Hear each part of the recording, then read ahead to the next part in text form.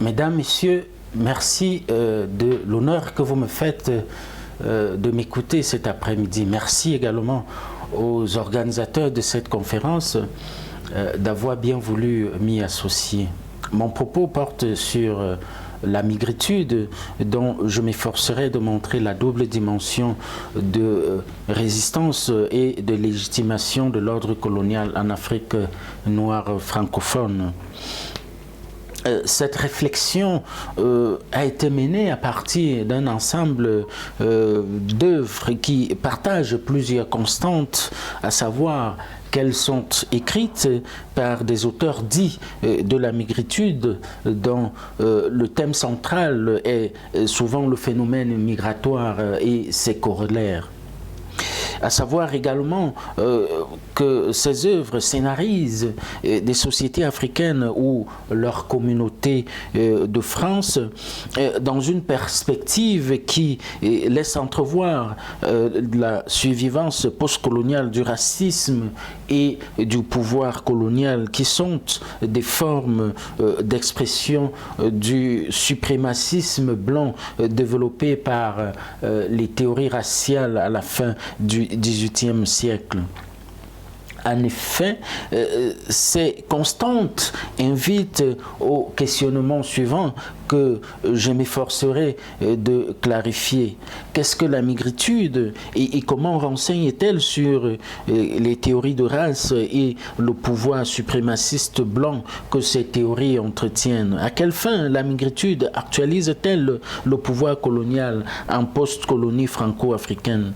La poétique de la migritude échappe-t-elle à l'emprise du pouvoir colonial que cette littérature pourfend? C'est connu, la science a des filiations idéologiques.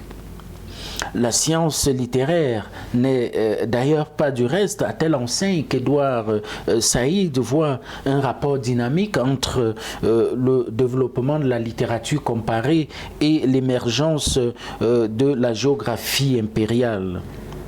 Il est également admis que littérature et sciences entretiennent des relations de connivence et de résistance. Partant de ces présupposés épistémo-critiques et de la propension de la nouvelle littérature africaine de migration à s'abreuver à la source des rationalités et des référentialités franco-centrées, dont sa fictionnalisation des sociétés et communautés africaines postcoloniales, il s'agit ici, d'une part, de montrer comment cette littérature actualise le pouvoir colonial et le racisme dans la perspective de déconstruire l'idéologie suprémaciste blanc qui les sous-tend. Il s'agit, d'autre part, de montrer comment elle consolide cette idéologie à son corps défendant. La migritude est un courant littéraire de l'Afrique noire francophone né entre les années 80 et 90 dans un contexte postcolonial marqué par le début d'importants flux migratoires des Africains en direction de l'Europe. En tant que courant littéraire, la migritude fut identifiée par Bernard Manier sous l'appellation de négropolitain en 1990, théorisée par Abdourahmane Ouaberi sous le concept d'enfant de la post-colonie en 1998 et popularisée par Georges Chevrier en 2006 sous l'appellation de migritude en référence à la négritude. Écrite par des écrivains d'origine africaine qui, pour une raison ou pour une autre, ont élu domicile en France et plus généralement en Europe après les indépendances des pays africains, la migritude est régie selon ces théoriciens, par les principes d'universalisme, de non-engagement et de transculturalité, autant de principes qui l'inscrivent ou qui l'inscriraient en rupture, voire en opposition avec la négritude qui, elle, se voulait prioritairement négrocentrée, engagée et nationaliste. Elle comprend 3 tendances selon Odile Cazenave. Une littérature du détachement caractérisée par une absence de focalisation sur l'Afrique et sur les Africains, qui traduit un certain désintéressement envers l'Afrique. Une littérature d'immigration qui focalise sur la communauté africaine de France en ce qui concerne les motivations du départ et sa condition en France. Enfin, une littérature du déracinement qui se distingue par une double focalisation sur les Africains de France et ceux du continent, notamment en ce qui concerne leur rapport réciproque. La présente étude s'intéresse aux 2 secondes tendances. La migritude renseigne sur les théories raciales à travers une actualisation du racisme. Plus largement, elle renseigne sur les théories raciales en convoquant dans son espace diégétique des rationalités et des référentialités franco-centrées, induisant la francodoxie, qui est une actualisation du pouvoir colonial né des théories raciales. En effet, à la fin du XVIIIe siècle, alors que le rationalisme supplante la foi et la superstition comme principale source de connaissances et que l'esclavage est partout jugé moralement inacceptable, des théories scientifiques sont développées pour rationaliser et légitimer les nouvelles formes de politique d'asservissement. C'est dans ce contexte que naîtront le monogénisme et le polygénisme qui, suivant des perspectives opposées, consacrent la suprématie du groupe biologique blanc sur les autres peuples du monde. L'expansion coloniale de l'Europe qui survient à la fin du XIXe siècle fut abondamment nourrie par ces 2 grandes théories biologiques fondées sur la notion de race. En consacrant la supériorité des Blancs sur les Noirs, ces théories raciales conféraient aux premiers le droit de régner sur les seconds, légitimant ainsi l'impérialisme européen dont l'une des formes historiques est la colonisation. Cette caution scientifique permit aux Européens, après la traite négrière dont l'idéologie s'inspirait des croyances religieuses, d'envahir à nouveau l'Afrique avec l'ambition affichée d'apporter la civilisation à un monde noir classé par les théoriciens de race comme la dernière échelle de l'humanité. Alors que Hustine Laboy relève une similarité de vision du monde chez les écrivains de la migritude, Sophie Lavigne soutient quant à elle que ces écrivains usent des mêmes types de chronotopes parce qu'ils partagent un même imaginaire et s'inscrivent de façon particulière dans l'histoire littéraire du continent. À la suite de ces études antérieures, notre approche épistémo-critique de la migritude révèle que la représentation de l'Afrique postcoloniale et de sa diaspora européenne met en scène le pouvoir colonial en tant qu'il a survécu au passé colonial. En effet, de nombreuses œuvres de cette littérature présentent une même topographie culturelle, c'est-à-dire, selon la terminologie d'Edouard Saïd, une structure d'attitude et de référence que nous qualifions de francodoxe dans la mesure où cette structure relève d'un système de relations franco-africaines fondé sur une reconduction tacite de l'orthodoxie coloniale à une époque post-coloniale. Cette topographie culturelle francodoxe s'articule dans les récits autour des données textuelles telles qu'un imaginaire social africain extraverti et qui prend des formes multiples, à savoir des stéréotypes et des préjugés coloniaux, un système de socialisation et de gouvernance franco-centré et une propension à la dépigmentation doublée d'une obsession migratoire des Africains vers l'Europe. La topographie culturelle franco-doxe s'est traduite également dans les œuvres par une société française dont les attitudes et les comportements vis-à-vis des Africains de France recèlent des tendances racistes. On y note également une configuration spatio-temporelle des récits suivant le modèle centre-périphérie qui suggère une reconstitution de l'empire colonial français d'Afrique. De par son actualisation du racisme et du pouvoir colonial, la migritude montre donc que les théories raciales et leur suprémacisme blanc ont survécu à l'érosion du temps, à l'indépendance de l'Afrique et à la production des contre-discours.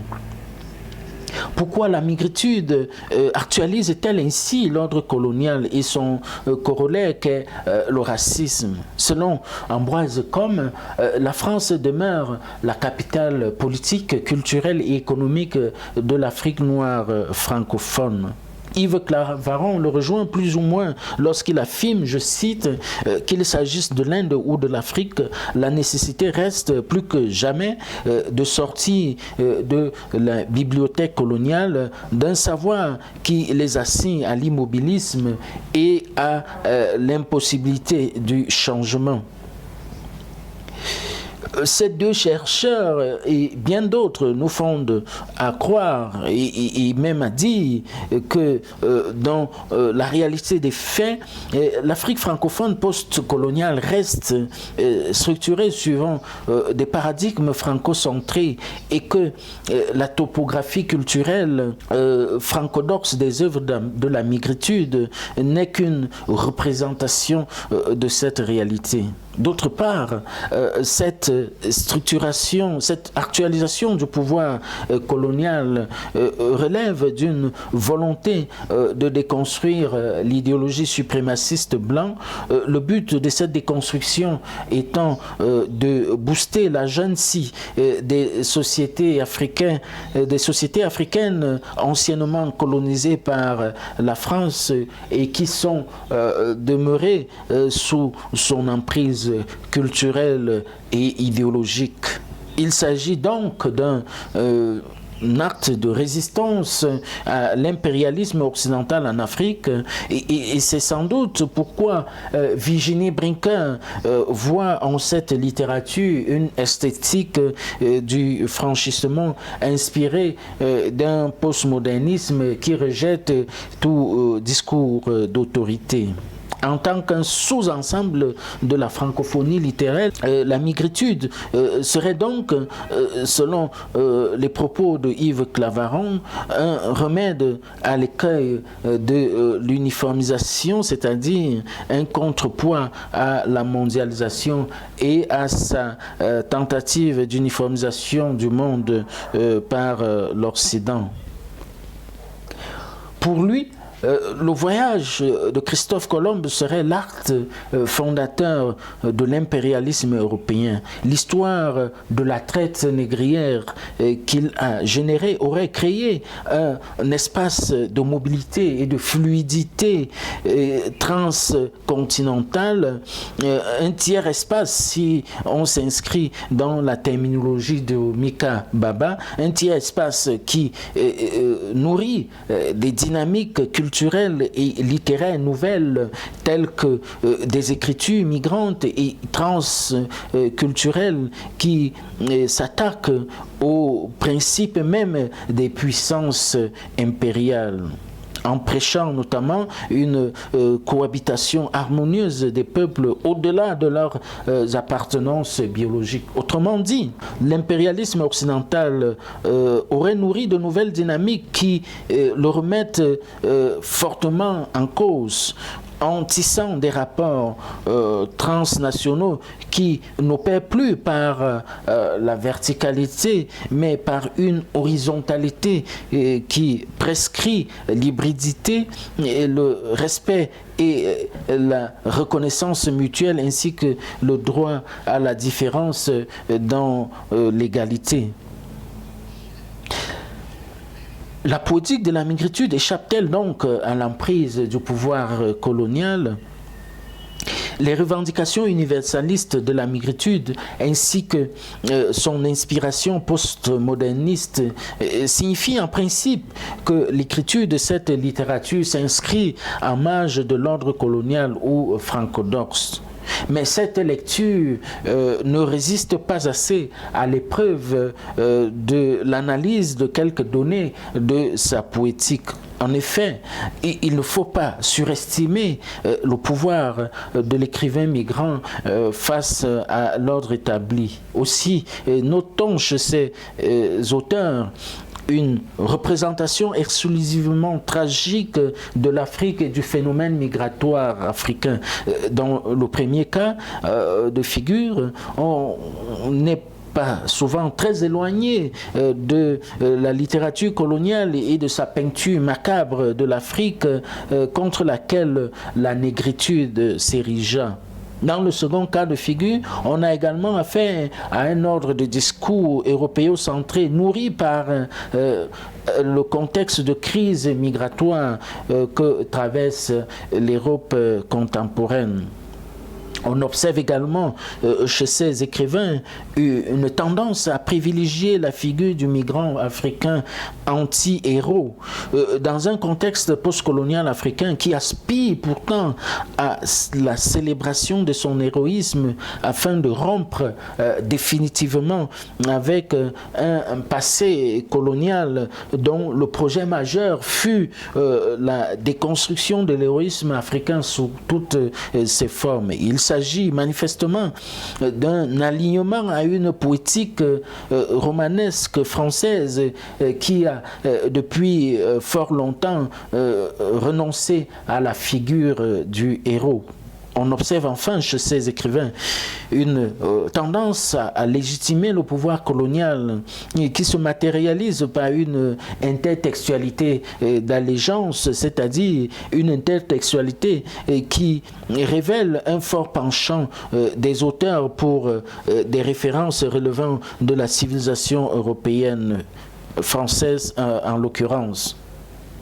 Deux facteurs au moins justifierait ce penchant pour les modèles culturels français. Il s'agit d'une part de l'aspiration des enfants de la postcolonie à se voir consacrés par la France, notamment parce qu'ils évoluent dans un champ littéraire franco-centré. Il s'agit d'autre part du fait que leur lectorat est majoritairement européen. La migritude apparaît en définitive comme une mémoire des théories raciales dont elle rappelle les survivances idéologiques en présentant un univers franco-africain postcolonial dominé par un ordre du monde colonialiste et raciste. Même s'il aspire avant tout à déconstruire cet ordre dominant, la migritude le reproduit quelque peu suivant le mécanisme de violence symbolique dont parle Bourdieu. Je vous remercie.